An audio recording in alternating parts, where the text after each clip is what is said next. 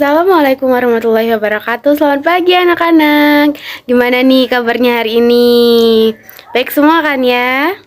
Sehat ya? Oke. Kiran boleh tolong dipimpin dulu doa sama teman-teman untuk doa paginya. Amin ya rabbal alamin.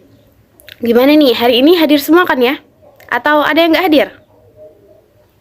Oke, alhamdulillah hadir semua ya. Kayaknya pada semangat-semangat nih mau ketemu ibu hari ini untuk pelajaran fisika yang katanya sulit ini. Semangat ya. Semoga nggak bosen ya ketemu ibu terus. Jadi minggu lalu ada yang inget nggak tuh kita belajar apa? Ya betul, kita belajar materi mengenai fluida. Ada tugas kan ya? Boleh silakan dikumpul dulu tugasnya. Oke, udah selesai? Nah, pagi ini ibu punya sedikit cerita, tapi kayaknya lebih ke pertanyaan sih. Ada yang ingat nggak nih, di tahun 2018 ada kejadian peristiwa di Indonesia yang cukup menggemparkan, viral, sampai stasiun TV itu beritain itu terus. Ada yang tahu? Apalagi? Ya betul, gempa di Palu. Nah, dari kata gempa, ada nggak sih yang berpikir, pernah nggak sih kita tuh bertanya-tanya kenapa gempa itu tuh bisa terjadi, atau kenapa sih pada saat gempa itu bisa terjadi guncangan, atau bahkan sampai gedung-gedung, bangunan-bangunan itu hancur? Kenapa? Ada yang bisa jawab? Ya boleh, silakan Dara. Iya, pinter banget. Jadi kayaknya nih, misal ibu punya satu ilustrasi nih. Kita pakai karet gelang nih kan. Nah, kalau karet ini kita tarik dan kita lepas secara tiba-tiba, apa sih yang kita rasain? Ya, sakit. Kalau semakin kuat kita tarik dan kita lepasin, maka akan semakin sakit kan kita rasain.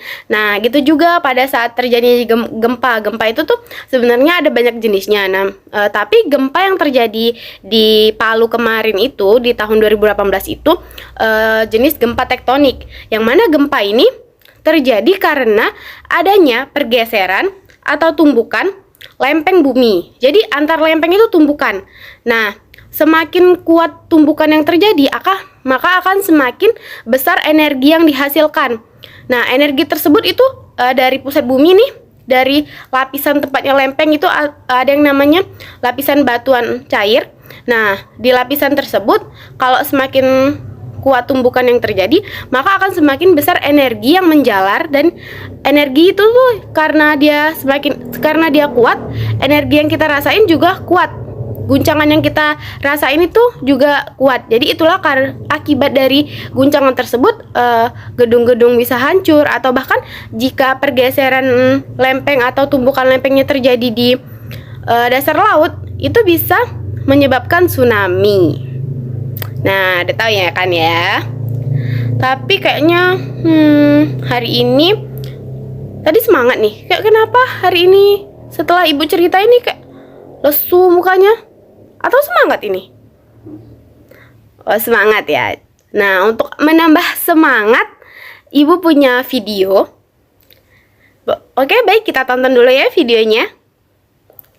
Nah, dari video yang kita tonton tadi, apa sih yang kita amati? Atau apa sih yang kita lihat di video tersebut? Ya, air laut. Ada apa lagi di air laut itu?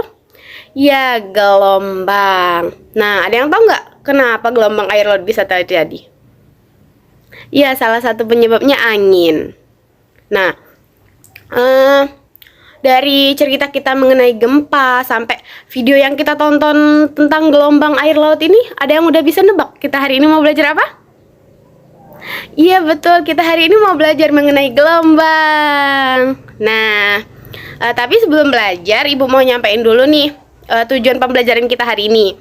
Jadi tujuan pembelajaran kita hari ini adalah untuk mengetahui cepat lambat suatu gelombang, jenis-jenis gelombang, prinsip-prinsip gelombang, serta kita hari ini akan melakukan hal yang seru, yaitu kita akan praktikum gelombang pada tali. Pada suka nggak sih praktikum? Suka dong.